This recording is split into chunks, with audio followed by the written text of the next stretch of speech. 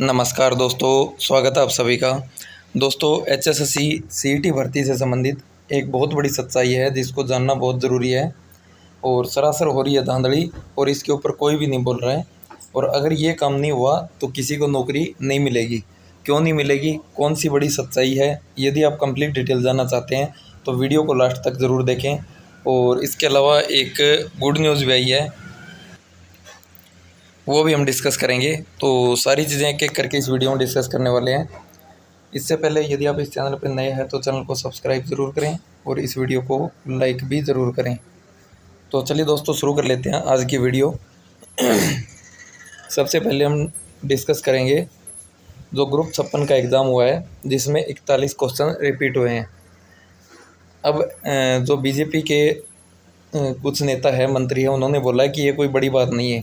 पहली चीज़ मैं आपको ये बता देता हूँ, देखो ये चीज़ उन्होंने सही बोली है कुछ हद तक।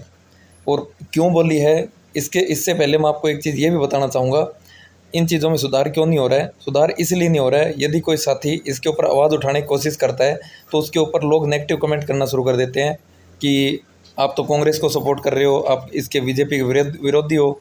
और यदि कोई अच्छाई होती है और उसकी मान लो अच्छाई बताने की कोई कोशिश करता है तो कहेगा कि आप बीजेपी को सपोर्ट करते हो। यानी कि बात तो युवाओं के हक में कोई बोलता है, लेकिन होता क्या है, वो सब चीज़ें एक राजनीतिक तौर पे लोग उल्टा सीधा लेके गुटों में बन जाते हैं और वो राजनीतिक तक ही सिमट जाती है। तो सबसे मेन चीज़ तो ये है कि अगर कोई आवाज़ उठाता तो उसको सपोर्ट किया करो ताकि हर एक चीज़ का समाधान हो उसके। और अगर कोई मान लो रियल सही चीज़ है तो उसको सही भी बताना चाहिए, क्योंकि वो ज़रूरी इसलिए है कि अगर हम सही बताएंगे तो हो सकता है कि गवर्नमेंट को पता चले कि हाँ इससे लोग खुश हैं तो उस रास्ते पे चल सके। तो इसलिए सही चीज़ को सही बताया जाता है, गलत को गलत बताया जाता है। अब आ जाते हैं मुद्दे की बात पे। मुद्दे की बात क्या है, देखो ये जो 41 क्वेश्चन वाली बात उन्होंने कही है, एक बात सुनिए। पिछले लगभग 2018 से मैं देख रहा हूँ, 2018 में ग्रुप डी की भर्ती हुई थी। सिलेबस क्या आया था, बहुत हार्ड लेवल का आया था, डी लेवल का तो वो बिल्कुल ही नहीं था। इसके ऊपर बहुत किरकिरी हुई थी, कोर्ट केस भी हुए थे। उसके बाद फिर एक हरियाणा पुलिस की भर्ती हुई थी, आपको याद हो तो 2019 में शायद उसका एग्ज़ाम हुआ था। तो उसमें क्या था, कंप्यूटर साइंस और मैथ आपका क्या कर दिया था, 12th का या फिर बीएससी लेवल का, मतलब इस टाइप का दे दिया था आउट ऑफ सिलेबस। उसके ऊपर बहुत किरकिरी हुई थी, बच्चों ने बहुत आवाज़ उठाई थी, लेकिन कुछ टाइम बाद वो मामला दब गया। एग्ज़ाम एजेंसी वही थी। उसके बाद क्या हुआ था, आपका क्लर्क का पेपर हुआ था, उसके अंदर भी बीएससी लेवल के क्वेश्चन डाल रखे थे, उसमें भी बहुत किरकिरी हुई थी। उसके बाद क्या हुआ था, ग्राम सचिव का पेपर हुआ था, उसमें साहित्य डाल रखा था या फिर और अलग टाइप का डाल रखा था। उस टाइम भी बहुत हुआ था ऐसा, एग्ज़ाम एजेंसी वही थी। फिर एसआई का एक एग्ज़ाम होता है, 2020 वाली भर्ती थी उसमें। उसमें क्या था, एसआई के एग्ज़ाम में जो मतलब हमारे अनिल विज जी है स्वास्थ्य मंत्री, उनके बारे में, गोपाल सिंह कदरी के बारे में पूछा। उस टाइम भी बहुत ज़्यादा मामला उठा था, एग्ज़ाम एजेंसी वही थी। हर बार यही बोला जाता है कि हम इस एजेंसी को ब्लैक लिस्ट कर देंगे।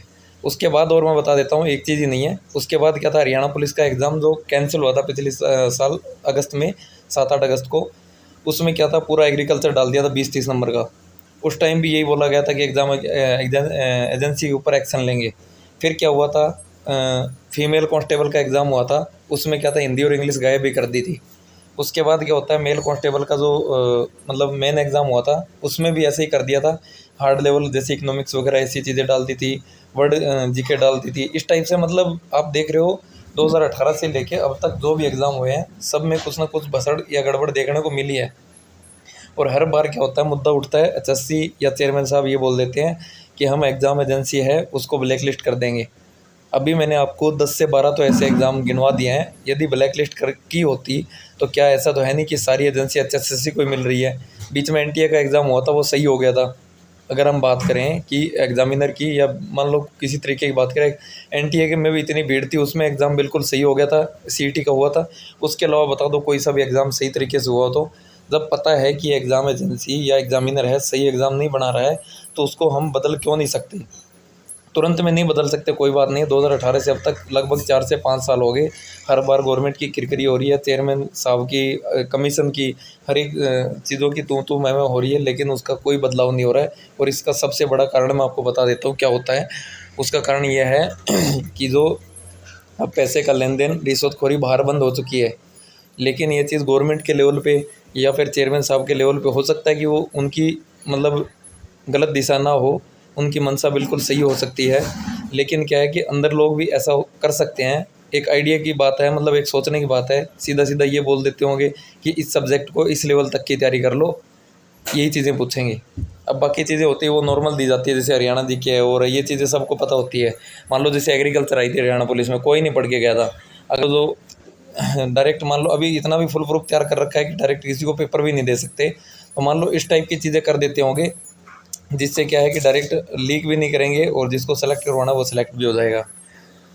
मतलब ये अनुमान लगा सकते हैं। अगर ऐसा नहीं है तो इतनी बार इतनी शिकायतें चली गई, फिर भी वो एग्ज़ाम एजेंसी बार बार ऐसी गलतियां क्यों कर रही है, और गलतियां कर रही है फिर भी HSC उस पर कोई भी एक्शन क्यों नहीं ले रही है।